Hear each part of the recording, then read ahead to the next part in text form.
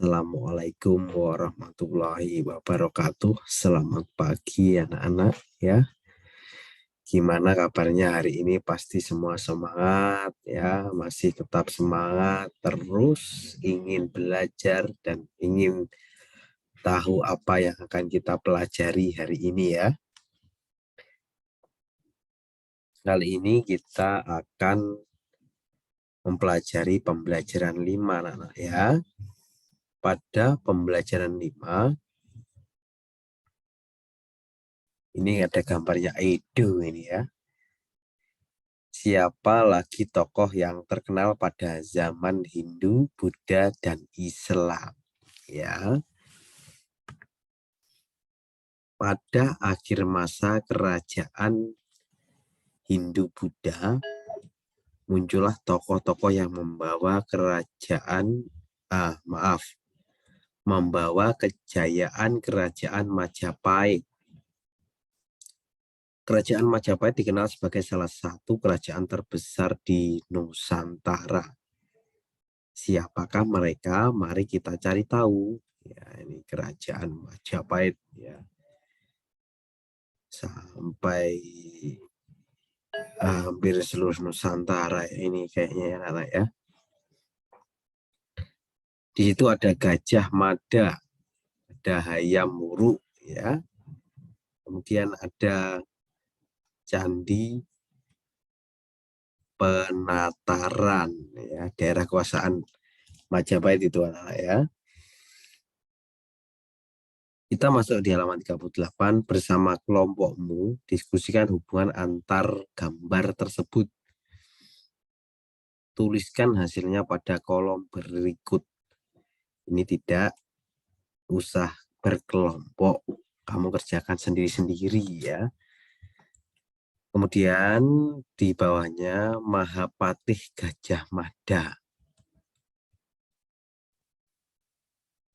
Gajah Mada adalah seorang panglima perang dan tokoh yang sangat berpengaruh pada zaman kerajaan Majapahit. Saat remaja, ia merupakan seorang pemuda yang mempunyai keahlian bela diri yang sangat hebat serta berilmu tinggi. Pada usia 19 tahun, Gajah Mada berhasil menyelamatkan rajanya, Prabu Jayanegara. Oleh karena kecakapannya pada tahun 1319, ia diangkat sebagai patih Kahuripan. 2 tahun kemudian ia diangkat sebagai patih Kediri. Pada tahun 1329, patih Majapahit yang bernama Aryo Tadah menunjuk Gajah Mada untuk menggantikan dirinya. Gajah Mada menolak penunjukan itu karena ingin membuktikan pengabdiannya terlebih dahulu kepada kerajaan Majapahit ya.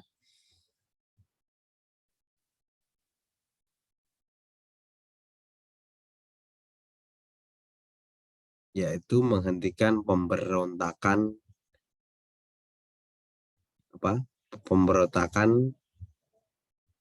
Keta dan Sadeng ya. Tuh. Ya. Kemudian Gajah Mada akhirnya diangkat sebagai patih Majapahit pada tahun 1334 setelah berhasil menaklukkan Keta dan Sadeng. Perjuangan Gajah Mada mencapai puncaknya pada zaman pemerintahan Hayam Wuruk 1350 sampai 1389. Pada masa itulah Majapahit mencapai keemasannya. Dari kitab Nagara Kertagama dapat diketahui bahwa daerah kekuasaan Majapahit hampir sama luasnya dengan wilayah Indonesia yang sekarang, bahkan pengaruh kerajaan Majapahit sampai ke negara-negara tetangga. Kita masuk di halaman 39. Perhatikan cerita sesuai urutan arah panah pada halaman sebelumnya yang Pak Edu baca tadi.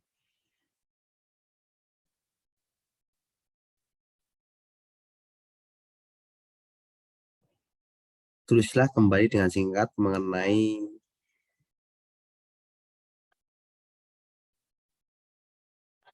Gajah Mada. Tuh ya. Di situ ada bacaan ya, Siro Gajah Mahapatih Amangkubumi, Kang Ayung Amukti Palapa, Siro Gajah Mada, lamun apa itu ya? Kalah ingsun Amakti Palapa, lamun kalah ning ya nanti waktu tatap muka kita jelaskan itu ya. Mungkin agak kurang jelas ini Pak Edu ya. Kemudian bersama teman satu kelompok diskusikan pertanyaan-pertanyaan berikut. Kita nggak usah diskusi, kita tulis soalnya, kemudian dikerjakan sendiri-sendiri. Apa tujuan Gajah Mada mengucapkan Sumpah Palapa? Yang pertama, kedua, apa yang diperjuangkan Gajah Mada? Ketiga, apakah perjuangan Gajah Mada mempunyai pengaruh pada kehidupan bangsa Indonesia saat ini? Jelaskan jawabanmu dan berikan contoh. Keempat, hal baik apa yang dapat kamu contoh dari sikap Gajah Mada? Apakah Gajah Mada bisa disebut sebagai pahlawan pada masa kerajaan Majapahit? Tuh, 5 soal. Kemudian perjuangan Gajah Mada sampai saat ini tetap dikenang. Hal ini dibuktikan dengan digunakannya nama Gajah Mada sebagai nama jalan utama sejumlah kota di Indonesia.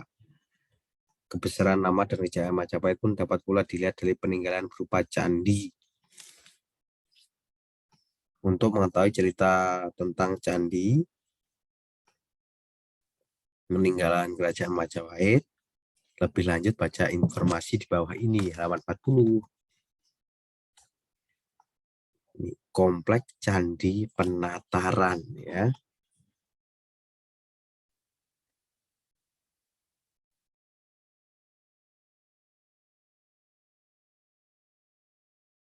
Kemegahan dan kebesaran kompleks Candi Penataran membuktikan perjuangan dan peranan para tokoh pada masa kerajaan Majapahit. Candi Penataran dibangun pada masa kerajaan Kediri dan dipergunakan pada masa kerajaan Majapahit. Di dalam kompleks candi tersebut terdapat arca bangunan yang disebut Balai Agung, prasasti, batu tulis, dan beberapa candi. Candi-candi itu diantaranya Candi Naga yang berukuran lebar 4,83 meter, panjang 6,50 meter, dan tinggi 4,70 meter. Selain itu, dapat candi yang dianggap paling suci, yaitu Candi Induk. Candi Induk terdiri atas 3 teras bersusun dengan tinggi seluruhnya 7,19 meter. Ya. Tulis pendapatmu tentang Candi Penataran pada kolom berikut. Ya, kamu tuliskan, yaitu. Kemudian, Gajah Mada adalah tokoh yang memiliki jiwa kepahlawanan yang luar biasa, tokoh yang pantang menyerah dan tak pernah gentar. Ayo bernyanyi. Banyak cara yang bisa dilakukan untuk menggugah semangat kepahlawanan. Nah,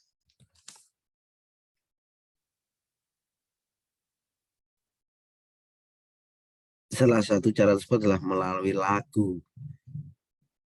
Sebelumnya kamu telah belajar membaca notasi lagu Maju Tak Gentar. Pastikan atau perhatikan kembali lagu tersebut dan nyanyikan syairnya. Ya, itu contohnya ini lagunya. Ya.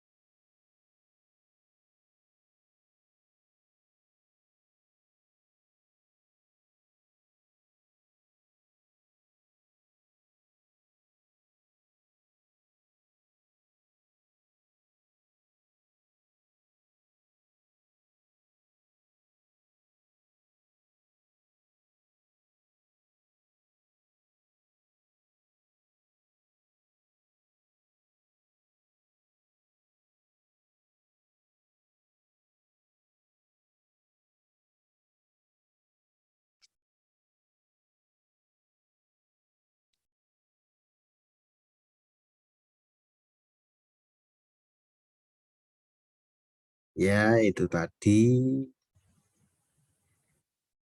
apa,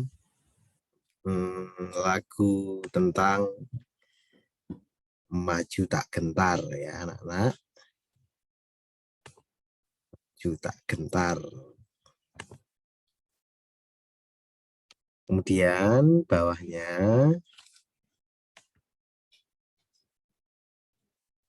sekarang giliran pelajari lagu tersebut. Dengarkan penjelasan gurumu bersama dengan kelompokmu, nyanyikan lagu Maju Tak Gentar dengan nada tempo yang tepat. Ya, ini tidak usah dikerjakan ya anak-anak. Ini juga tidak karena kita belum bernyanyi ya. Ya. Kemudian ayo berlatih. Halaman bawahnya, jelaskan garis yang kamu lihat pada senar raket di atas. Itu ada garis apa ya? Sejajar ya kayaknya ya. Ini. Perhatikan gambar garis berikut, tulis sifat pasangan garis yang telah kamu ketahui. Kemudian yang tadi kita sudah belajar dengan garis sejajar dan garis berpotongan ya. Pasangan garis F itu penjelasannya apa ya. Kemudian jelaskan perbedaan gambar berikut bawahnya ini. Perbedaannya apa ya. Yang halaman 45, kamu gambarkan garis sejajar dan garis berpotongan pada kertas berpeta. Kalau tidak ada, ya di kertas biasa aja ya, garis yang sejajar dan garis berpotongan itu tugasnya. Gambarnya tidak usah ditukar ya.